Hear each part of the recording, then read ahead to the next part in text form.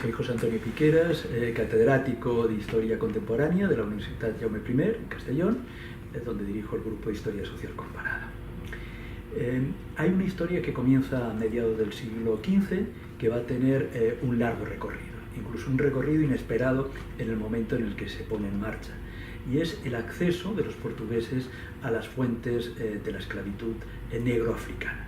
Es un bien apreciado y caro, que hasta ese momento han controlado las caravanas que han cruzado el Sáhara, y ha habido una serie de intermediarios que los han situado en Europa.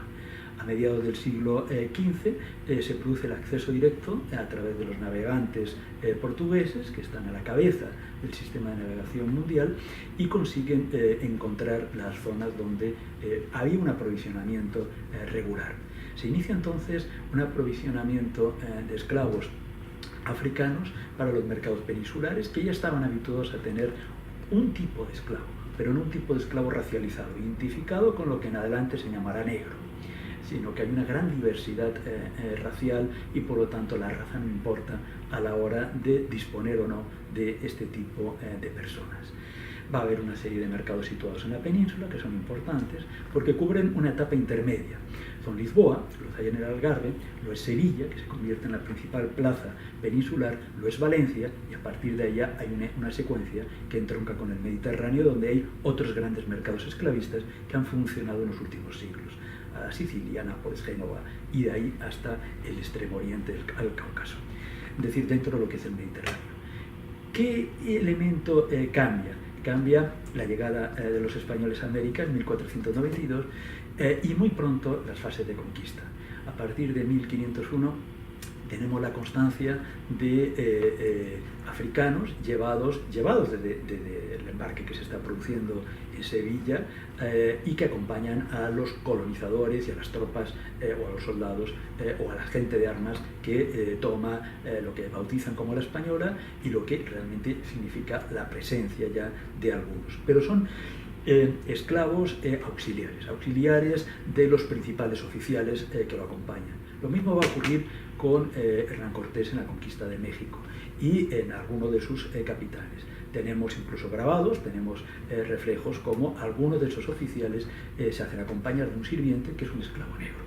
Entonces hay una presencia que es como una continuación de la esclavitud básicamente de servicio que se había producido en la península. Pero eso se va a modificar muy pronto en la isla La Española, cuando, después de intentar la esclavización y de conseguirlo de grandes masas de indígenas, se ven poco apropiados para las prácticas que se buscan, que suelen ser minería y determinados cultivos. Por lo tanto, muy pronto empieza ya la función de esclavizar en África para transportarlos. ¿Cómo se transportan? En embarcaciones que cada vez van a ser adecuadas o van siendo adecuadas para esta finalidad, y que utilizan estaciones intermedias que ya los portugueses han puesto en marcha: las islas de Cabo Verde, en el caso español las Islas Canarias, y finalmente hay una ruta que traslada a esta población esclavizada hasta Sevilla. Por lo tanto, Sevilla se está convirtiendo en el monopolio de todas las transacciones y de todos los viajes entre la península y América, porque es una forma que tiene la corona, que tiene la monarquía, de controlar los intercambios, de gravarlos con impuestos y también de impedir que pasen a América personas indeseadas, cualquiera que fuera lo que eso signifique. A partir de ese momento, el esclavo se va a convertir en una mercancía, desde ese primer momento, en las primeras décadas del siglo XVI, en una mercancía especialmente valorada, especialmente apreciada, porque tiene venta segura y a un precio mucho más alto en América. Ahí se inicia una demanda que va a durar 4 siglos, de manera que va a significar la mercancía más importante que, viniendo del lado oriental del Atlántico, sea la península o sea África, se aporta a América. Otra cosa es el valor de las mercancías americanas que, a cambio o por otras razones, llegan a Europa. Pero los seres humanos se convierten en la mercancía más constante, mejor valorada y en conjunto más apreciada de todo lo que aportó Europa a América durante los siguientes siglos. Claro que va a haber cambios, porque el periodo es tan largo que todo va a modificarse en el curso de este proceso, desde pequeñas embarcaciones que tardan 3 meses en hacer la travesía, a modernos barcos. En el 18 tardan 70 días, a principios del 19 son 40. Por lo tanto, los tiempos de transbordo o de travesía se van recortando. Las embarcaciones son cada vez más grandes. La marinería que se emplea es cada vez más diversa. Ya no son marineros o marinos que están reclutados en Andalucía o en Canarias o en Portugal, porque muchos de ellos van a proceder de Portugal o de Holanda, de otros lugares, sino a veces son incluso también afrodescendientes, ¿no? Es decir, negros que han obtenido la libertad y que se han enrolado en estos mismos barcos. Es una tripulación totalmente internacional, casi desde el principio, porque la empresa de la trata de esclavos va a ser una empresa muy pronto internacional. Empieza y se gestiona desde la Corona y desde Sevilla, y durante los primeros años casi todos o buena parte de los esclavos que van a cruzar el Atlántico hacen escala en Canarias, en Sevilla, y de hecho se aprovecha para comprar algunos de ellos, de manera que siempre hay un drenaje, siempre hay una pequeña parte que queda. Eso explicará que Sevilla en el siglo XVI, cuando es una de las principales ciudades de Europa, que está llena de mercaderes genoveses, florentinos y de otras partes, de alemanes y de otras partes, a la vez también hay un porcentaje de población negra, ¿no? Es decir, que puede llegar a ser casi el 10% de una de las ciudades más grandes de Europa de la época. De manera que va a haber también un mestizaje, va a haber una mezcla y va a haber una influencia. Esa es una huella que queda y que realmente se explora poco.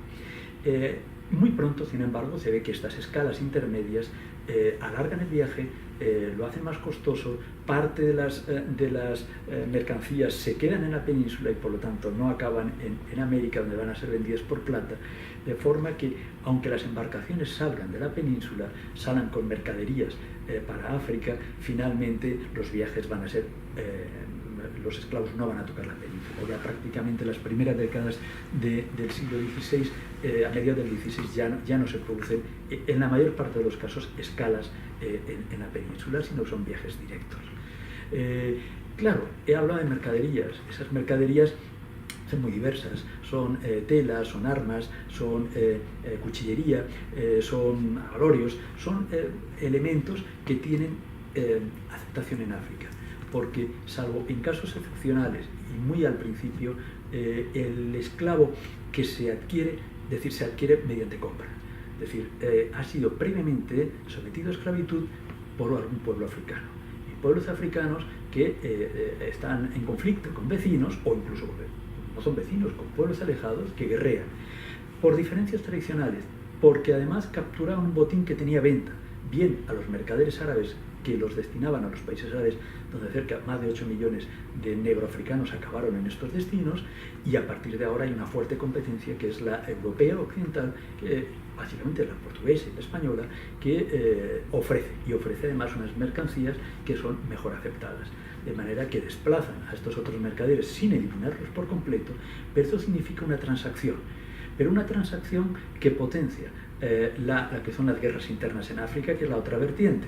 Si tienes asegurada la mercancía por estos barcos extraños que llegan de Europa, lo importante es tener una reserva de seres humanos, porque rápidamente el barco hará una escala menor en cualquier puerto, en cualquier fondeadero de África, y tendremos colocada el producto. La presencia europea a partir del siglo XVI en África, a través de estas transacciones y de estas relaciones, lo que hizo fue potenciar las guerras internas africanas. Dio un nuevo motivo para que se perpetuaran.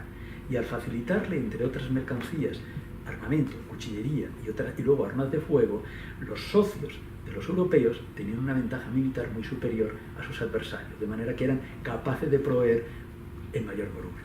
Eso explica los 12,5 millones al menos de africanos que llegaron a América, aproximadamente los 14 que salieron, porque va a haber un número de bajas en la travesía intermedia atlántica, aproximadamente del 13, del 15, del 16%. De manera que si miramos cuántos salieron, la cifra de 14 millones no baja. La que tenemos datada de los que llegan a América y son desembarcados son 12,5, pero está en revisión. Muy pronto llegaremos a los 13 o a los 14 y las cifras se ampliarán. No mucho más, pero sí en torno a esas cantidades que estoy mencionando, porque la progresión que hay en el conocimiento nos lleva precisamente a saber que las cifras fueron de una magnitud inmensa. Y el proceso es tal como lo estoy describiendo, que probablemente cuanto más sepamos, más rectificaciones y precisiones podremos introducir. Estos esclavos comprados salvan lo que sería una objeción general en el pensamiento europeo. Solo se puede esclavizar por una guerra lícita, solo se puede tener un esclavo porque ha sido comprado legalmente y ya era esclavizado, etcétera, etcétera. En este caso, aunque haya una teoría de la barbarización de esta población africana, no hace falta preguntarse si la guerra era lícita, porque lo que hacen los europeos es comprar esclavos que ya tienen la condición jurídica de esclavos. Y por lo tanto, si lo han comprado en buena ley, no hace falta preguntarse más. Y eso significa que conforme a las leyes europeas y también a la moral imperante en la Iglesia Católica, que la sanciona, esto se puede practicar. Es decir, es una de las fuentes legales del tráfico de personas de esta manera. Las condiciones iniciales, y esa va a ser una constante a lo largo de los 4 siglos, implica no solo un sometimiento en los almacenes y un embarque que se procura que sea lo más rápidamente posible. Cada día que el barco está fondeado en una costa africana se pierden posibilidades de hacer viajes a lo largo del año y por lo tanto hay que tener una reserva para poder venderlas. Se hacen los intercambios, se hacen los acuerdos, son complejos, se hacen con factores, con comerciantes que ya están establecidos, que en muchos casos son europeos, que en otros casos son criollos americanos, que en algunos casos son mestizos, mulatos, descendientes de africanas y de europeos, porque eso les permite tener un mayor acceso, una mayor familiaridad. Y en muchos casos han generado también lazos de matrimonio con estos jefes, que son lo que genera la confianza para mantener el negocio, lo mismo que luego se ha hecho en otras partes para establecer la confianza entre comprador y vendedor o entre socios. Y empieza una travesía que se llama la travesía intermedia, que es el primer aprendizaje y el primer sometimiento que tiene el esclavo. Y ese esclavo va a empezar a estar disciplinado en ese traslado. Va a tener que obedecer en lenguas que todavía no comprende, se tiene que relacionar en ocasiones con otros compañeros de viaje en lenguas que no comprende, porque, digamos, todavía no saben que son africanos, son pueblos de diferentes etnias, ¿no? Que pueden hablar no solo lenguas distintas, sino que pueden haber sido pueblos que a su vez se hubieran enfrentado en algún u otro momento. A partir de ahí hay una disciplina y hay un aprendizaje a través del miedo, del terror. Primero porque no han sido habituados a una navegación de este tipo, luego porque se les da órdenes, se les castiga, se establecen violencia sobre ellos. Hay una violencia constante, constatada, no es, digamos, universal, no es general, pero es una constante a lo largo de esos 4 siglos, que es el abuso de las mujeres. Las mujeres jóvenes van a ser abusadas por la marinería y hay una violencia sexual muy explícita en este caso. Por lo tanto, todo ese procedimiento es lo que va a ir preparando a una población que tiene un número de bajas muy altas. Se calcula que al principio, en el siglo XVI, las bajas en la travesía es del 20%, 1 de cada 5 no llega por enfermedad, no llega por alguna epidemia que se ha incubado antes y que se ha desarrollado en un viaje tan largo, o por castigos, o por heridas, o por gangrenas, por los herrajes que llevan puestos. Por lo tanto, hay una pérdida de un 20% aproximadamente. Luego se va reduciendo, porque es una mercancía cara y hay que cuidarla y tiene venta, y se reduce entre el 13 y el 15% de media de bajas en lo que es la trata atlántica. En cambio, la trata española, que directamente se produce a finales del siglo XVIII y en el siglo XIX, las ratios vuelven a subir entre el 18 y el 20%, porque se paga mucho más, los viajes hay que acortarlos, hay que someter a esa población de una forma más rápida y además las embarcaciones son más grandes, transporta mayor número y evidentemente la marinería tiene menos contemplaciones porque un número pequeño de marineros tienen que controlar un número alto y eso sí va en detrimento, digamos, de la preservación del buen trato, ¿no?, que pudiera haber nunca hubo un buen trato, ¿no?, pero digamos las medidas adicionales de atención hacia estos seres humanos. El negocio es un negocio importante, redondo y comprometido con la propia estructura de la monarquía española, desde el primer momento. La monarquía española muy pronto establece las reglas del comercio. establece que no todo el mundo puede llevar negros, como dicen, a América. Y entonces obtiene una ventaja, que es hacer una concesión temporal. Se la puede dar a varios, ¿no? Y eso son licencias reales.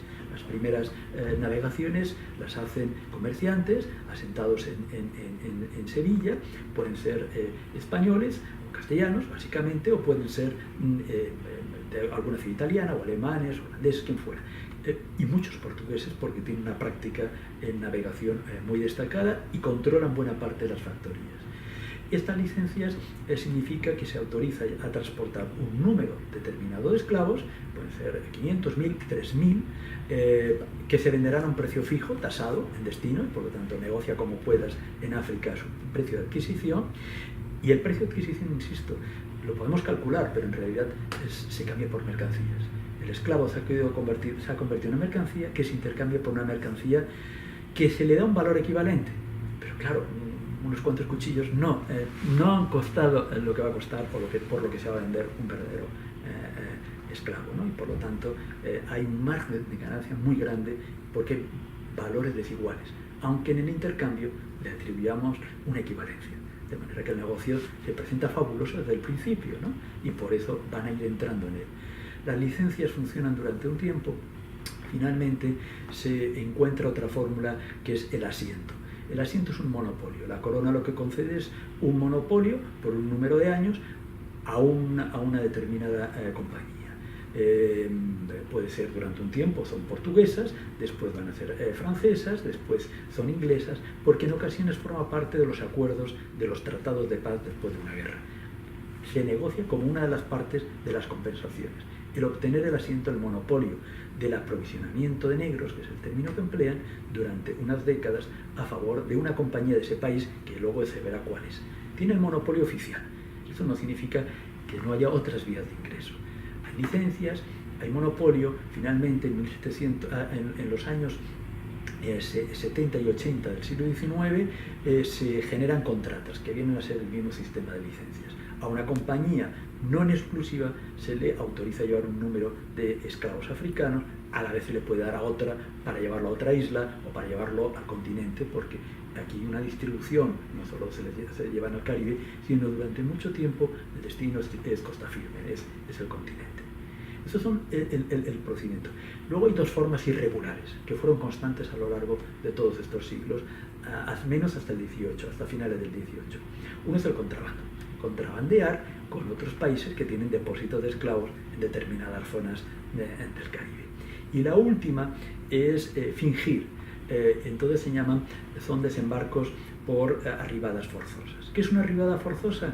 Pues un barco que explica que por problemas técnicos o por un elemento meteorológico ha tenido que forzar un cambio de su destino y tenía una autorización para llevar esa carga a tal lugar, pero se ve obligado a hacer una arribada forzosa para salvar el barco y para salvar la mercancía.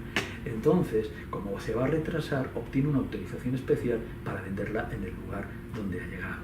Muchas de ellas son accidentales, pero la mayoría son ficticias. Se finge ese problema para de repente desembarcar 500, 400 esclavos en un lugar, porque se sabe que ahí se van a pagar mejor, porque hace falta brazos y se están poniendo. Y ese es otro mecanismo, consentido por las autoridades locales. Ya no hace falta un permiso real para consagrar ese desvío, ¿no? Entonces son fuentes distintas. Eso explica que las fuentes estadísticas o censales que tenemos son limitadas y cada vez vamos encontrando pequeños huecos de llegadas no previstas o no llegadas directamente de África, sino de alguna pequeña isla holandesa que a su vez actúa de depósito y de redistribución en la zona. Porque esto es un proceso cada vez más complejo desde el punto de vista mercantil, cada vez más sofisticado, por decirlo así, en su funcionamiento, en su larga duración. En el punto de llegada se produce la venta, se produce la regulación de nuevo real. Todo esto está sometido a impuestos reales. Y por lo tanto hay un primer impuesto de puerto, lo cobran a las autoridades locales, ¿no? Hay un impuesto de marca, que es un impuesto real, para señalar quién es el esclavo lícito del que es de contrabando, y entonces hay que poner algún tipo de registro, y ese registro se hace con un hierro candente, generalmente es una R, que se marca en el rostro, en la espalda o en el brazo, y significa que ha entrado legalmente. ¿Qué implica que entre legalmente? Que paga un impuesto el que lo introduce. Entonces paga el impuesto, un impuesto de entrada real, y hay una marca real que demuestra quién ha entrado por este procedimiento. Luego, cada vez que haya una compraventa, pagará la alcabala, y además existe, por entrar en un puerto, se produce también el pago del 2,5% del valor que se le atribuye al esclavo, que es el almojarifazgo, ¿no? Es decir, que es uno de los tributos de la época. De manera que la Hacienda Real tiene un funcionario en el puerto registrando quién entra, cómo entra, cuánto se paga, cuánto recauda, y esos fondos pasan a la Hacienda Real, a la Hacienda Española, desde el primer momento. Es algo que se va a mantener. El carimbar, el quemar con el hierro, es únicamente suprimido a finales del siglo XVIII. Hasta entonces es la marca obligada. Aparte, los propietarios que los compran, en ocasiones han pedido una determinada tipo de trabajador o de mujer, o bien se subastan, o bien hay mercados locales, pasan a adquirirlos, y muchas veces los propietarios también los marcan con su propia marca, para, si hay un prófugo, poder reclamarlo y saber quién es el propietario legítimo del mismo. El negocio es importante porque el precio de un esclavo, las unidades monetarias van cambiando a lo largo de estos siglos, pero la última, la más importante, y además la que se convierte en moneda universal, es el peso de plata, que se convierte en la moneda aceptada desde China hasta África, es decir, es la moneda mejor aceptada en cualquier lugar del mundo, es el peso de plata español. Pues un esclavo que al principio cuesta 20 pesos, pues se puede vender en África, se puede vender por 100. Tenemos los precios mejor conocidos para la etapa final del 18 y a lo largo del 19. En África cuesta 50 pesos un esclavo, en un puerto inglés, en un puerto de las colonias inglesas que luego reexportan a España, se vende por 250, en un puerto español se paga por 400 o 450 el mismo esclavo. Por lo tanto, de 50 a 450. ¿Qué beneficio lícito o no lícito, puede proporcionar una ganancia tan grande? El precio del esclavo va subiendo un poco en África, de esos 50 pesos iniciales a lo largo del siglo XIX, pero crece mucho más el precio de venta después, por ejemplo, en Cuba, que pasa a ser de 600, de 1200, y en la segunda mitad del siglo XIX pasa a ser de 1500, cuando apenas ha llegado a 100 en origen. Es decir, la ganancia es tan considerable que toda una avalancha de aventureros se va a lanzar a lo que podría ser, cuando se declara libre la posibilidad de hacer comercio a todos los súbditos de la monarquía en 1789, toda una serie de capitanes de barco, de comerciantes, de tipos sin escrúpulos, así hay que decirlo, se van a lanzar a estas operaciones. Y eso sí que explica la salida de barcos de la península o de América para ir a África al negocio. Ese negocio tiene una particularidad, y es que por los tratados que firma España en 1817 se establece que a partir del año 20 será ilegal y será perseguido por los tratados internacionales. Eso se renueva en 1835, y en 1845 hay un código penal español que pone elevadas penas a quien practique este negocio. Sin embargo, entre 1820 y 1866, no menos de 600.000 esclavos entraron de forma clandestina e ilegal en Cuba. Eso solo se pudo realizar mediante la complicidad de las autoridades. Las autoridades insulares, del capitán general a los capitanes de partido de la costa, a las autoridades gubernamentales españolas, que recibían los informes y lo aceptaban, y a la propia corona, porque la monarquía estuvo implicada a través de la reina madre María Cristina directamente en sociedades que traficaban con esclavos ilegales. Es decir, es un sistema absolutamente perseguido por el derecho internacional de la época, por los tratados firmados y por el Código Penal español. No importa, es lo que proporciona para todos ellos la acumulación de capitales en el XIX más importante que se genera en el comercio ultramarino. Hemos visto esos esclavos, hemos visto esos cambios. Vamos a ver otro aspecto, y son los puntos de destino. Van a ir cambiando. Esto es una historia larga y, por lo tanto, sometida a evolución en diferentes momentos. Los principales puertos habilitados, porque solo se autorizan unos puertos de entrada, son Veracruz, que es el puerto exclusivo de entrada al reino de la Nueva España, todo lo que sería la América septentrional, y Cartagena de Indias, que es la entrada a todo lo que es la América meridional. Y estos son los dos puertos principales. Eso explica que aunque cueste comprenderlo a la vista de la evolución demográfica e incluso de la observación de los fenotipos, de los aspectos de los descriptores raciales, pues el primer destino pues comienza siendo México. Es decir, 1 de cada 5 esclavos transportados a América se destina a México a lo largo del primer siglo, que es el XVI. Los demás van a otros puntos, ¿no? A la Española, lo que sale de Santo Domingo, van a Cartagena de Indias, y luego a partir de cada uno de estos puntos, lo que es Veracruz, lo que es Veracruz y lo que es Cartagena, a partir de ahí se van internando. Y se van internando porque los primeros destinos de estos esclavos son variados. Uno son las minas, donde el trabajo es muy duro, pero son minas de plata, producen una mercancía muy alta y por tanto se puede pagar ese tipo de esclavo, digamos, fornido y especializado.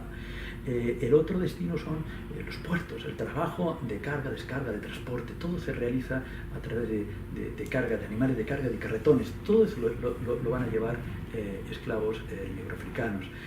La otra es las haciendas y las plantaciones cuando se desarrollen. Y luego hay un mercado urbano, para servicios urbanos, para criados, para sirvientes. Y ahí se paga de forma especial las mujeres. Y eso explica también una cierta especialización. Esa especialización se traduce en una definición del futuro cliente de la demanda que está precisando. Y entonces dice, quiero varones que sean de etnia Congo, Angola, son fornidos y son de ciertas características. Y alguien dice, no, pero son más revoltosos. ¿Por qué? Porque en efecto hay una historia atrás y son pueblos donde han participado en las guerras con más frecuencia que otros. Y por lo tanto hay un conocimiento con el tiempo de las experiencias previas de todos ellos, porque todos ellos tienen historia anterior y tienen prácticas anteriores de existencia de todo tipo, de trabajo o de guerrear o de comercio o de lo que fuera. Han vivido en ciudades o vienen de zonas rurales. Es decir, hay una historia de África que no ha estado congelada en el tiempo y se han recolectado como se recolectan los frutos de un árbol, ¿no? Es decir, y eso también se traduce. Pero hay un conocimiento de ellos y también hay una demanda de este tipo de esclavos. Y se categorizan y se les pone nombre. Y entonces se dice, quiero un varón en edad máxima de producir, de trabajar. Y eso se calcula entre 16 y 35 años. Fuera de 35 ya está desgastado. Antes de 16 está todavía formándose físicamente. A eso le llamo pieza de indias. El nombre no puede ser más cosificador. Es una pieza. Y a partir de ahí tengo una unidad de medida que he creado. Y le pongo un valor y le pongo un precio. Y ese es el término. Si es una mujer, costará un tercio o la mitad de una pieza de indias. Y así tengo ya una unidad como si fuera una unidad monetaria y a partir de ahí empiezo a establecer. Y entonces hay una segunda categoría, que es el muchacho. Es decir, y el muchacho es alguien que tenga entre aproximadamente 12 16 años. Entre un adolescente y alguien que... Y entonces le llamo de otra forma, es decir, le pongo el nombre de moleque. Y luego está el niño, y entonces lo tengo entre los 8 y los 12 años. A veces incluso no pregunto y me los llevo de 6, por eso tenemos registros de niños 6, 8 años. Y entonces equivalen a una cuarta parte de la pieza de indias. Si son mujeres, se rebaja un poco en todas estas categorías, de manera que tenemos una tabla de 3 edades y de 2 géneros, y a partir de ahí vamos estableciendo los precios para cada una de esas cosas. ¿Y qué ocurre con una mujer embarazada? Una mujer embarazada, generalmente, si estaba embarazada en África, ha dado luz antes, o no ha dado luz antes, pero según en qué condiciones ha tenido unas dificultades para dar a luz, pero hay muchas que, como digo, han quedado embarazadas en el trayecto. Bien, si es notorio que está embarazada, pongo precio al feto. Y entonces, por ejemplo, para la última etapa son 25 pesos. Una mujer que esté embarazada. De luz o no, y hay una mortalidad infantil inmensa, ¿no? Es decir, en el nacimiento. Pero si nace y ha sobrevivido al parto, que es un momento crítico, y ya a los 8 días se supone que es el neonato, en la época ha sobrevivido al parto, pero no mucho más, porque también está en la etapa crítica de posible mortalidad infantil, entonces se llama Bemba y te vale 50, le duplica el precio. Es decir, ¿cómo se puede tasar las expectativas de nacimiento y de sobrevivencia? Está todo exactamente a través de la experiencia de varios siglos tipificado, porque es un negocio, porque son mercancías y porque los sujetos han sido convertidos en dos cosas, en una expectativa de beneficio y en una posibilidad de trabajo a la cual le obtenga una ganancia a lo largo de su vida útil. Y a partir de los 35 su vida útil ha entrado en declive. O bien se me ha muerto por enfermedad, por epidemia o por exceso de trabajo, o bien sus rendimientos son decrecientes. Y ya lo he calculado. Y todo eso, como digo, es un proceso largo hasta llegar a estos resultados. Teníamos 2 puertos, todo eso va cambiando. En el siglo XVIII empieza a desarrollarse el Río de la Plata y entonces Montevideo es habilitado para llevar esclavos africanos. Y está mucho más cerca, está a la misma altura que Angola. Los viajes son mucho más cortos. Y entonces Buenos Aires se lo disputa y ambos empiezan a generar barcos directos, están muy cerca, es decir, es el punto más cercano junto con Brasil, ¿no? Es decir, y a partir de ahí lo que llegaba por Cartagena de Indias y había que trasladarlos hasta Potosí, hasta el Alto Perú, a lo que actualmente es Bolivia, en un viaje largo, a partir de ahora los llevo al Río de la Plata en un viaje mucho más corto, de trayecto ultramarino, y a partir de ahí los empiezo a través de una travesía y una caravana, a través de cruzando todo lo que actualmente es Argentina, llevarlos al Alto Perú, que dependía del virreinato, a las minas de plata. Pero en el camino, por ejemplo, los jesuitas están sembrando caña. Dicen, necesitamos esclavos. Y entonces en Córdoba, en Tucumán, empiezan a comprar lo mismo. Parte de los esclavos que iban para un fin acaban quedándose en el otro. Y son destinados a la agricultura comercial, que tiene un alto precio o tiene un precio creciente el fruto que se produce, que es el azúcar. Y eso supone precisamente que se va distribuyendo esa esclavitud más allá de los puntos que tenían como destino inicial y se va diversificando. Y lo mismo está ocurriendo con aquellos que han llegado hasta Lima. Y en los valles que quedan en la zona de Perú, al oeste de Lima, se planta caña también. Pero a la vez son útiles para desempeñar oficios en la propia ciudad, ¿no? En el virreinato de Perú. En 1800 aproximadamente el 46% de los habitantes de Lima no son indígenas ni descendientes de indígenas, son negros y son descendientes de negros, esclavos o afrodescendientes. Lima es una ciudad negra. 1 de cada 3 habitantes de Buenos Aires en 1810 es negro, cosa que hoy parecería absolutamente inverosímil. ¿Qué ocurre después? Es otra historia, pero significa de qué manera toda esta red y toda esta concepción del trabajo sometido fue cambiando por completo el perfil. En términos estadísticos americanos pueden representar la minoría, pero en los grandes núcleos urbanos, en las grandes zonas productoras de minas, de ciudades, en lo que es la vida que realmente va a mover los recursos y los va a drenar, bien para quedarse allí o bien para que retornen a la metrópoli, pues la población negra, africana y sus descendientes son la pieza central, esencial del trabajo ordenado y disciplinado. Obviamente, no siempre. Hay revueltas, hay huidas, hay cimarronaje, resistencia, hay formas distintas, esa es otra historia. Y en la última etapa, final de la segunda mitad del 18, la plantación. La plantación como la gran siembra de agricultura que produce un artículo que tiene una demanda europea altísima y que tiene un crecimiento de demanda permanente. Ningún otro producto, salvo el algodón más tarde, tiene una demanda tan constante y tan alta y deja beneficios tan altos. Y eso implica ya no tener una hacienda con 100 o 200 esclavos. Lo que vamos a conocer en Cuba, y eso explica la trata ilegal, son plantaciones con 500, 6, 800 esclavos. Vamos a encontrar propietarios que en sus 3, 4 ingenios reúnen 2.000 y 3.000 esclavos. Son grandes dotaciones y ahí implica ya también toda una concepción del trabajo distinta, muy moderna, con maquinaria movida a vapor, como hay pocas fábricas en Europa que puedan tenerlas, y por lo tanto es una producción industrial donde están integrados los esclavos en un modelo industrial que implica, por supuesto, un desgaste tan intenso de esos trabajadores que hay que reponerlos permanentemente, y eso explica la trata ilegal a la que antes hacía referencia. Es decir, la demanda sigue venciendo a la policía de los mares, a los cruceros ingleses que surcan el Atlántico, porque el margen de beneficio es tan alto que aunque se pierda un barco que es capturado por los ingleses, de acuerdo con las leyes que se han establecido y los convenios, solo un barco que consiga realizar el itinerario amortiza por completo lo que ha podido ser la pérdida de 1 o 2 más que se hayan perdido en el trayecto, ¿no? Y eso explica que hasta 1866 se mantenga todo este negocio. Pero obviamente se ha reconducido. Ya residual la esclavitud en el continente, salvo en Venezuela y en México, y los grandes puertos de destino ya son La Habana, ya Santiago, ya son otros puertos del Caribe insular que explican también por qué después ese Caribe insular se mantiene como colonia de España cuando se pierde el continente. La esclavitud va unida también a las prácticas de administración, antes he señalado las prácticas corruptas, que son las que posibilitan incluso incumplir la ley, a estas otras, que es reorientar los destinos más útiles para conservarlos a todo trance, y son los que se están llenando de esclavos por todos sus poros, ¿no? Por toda su porosidad, y hace que la historia sea tan extensa, tan larga, y finalmente se extienda hasta 1866, donde se pone fin a mediante una disposición legal española.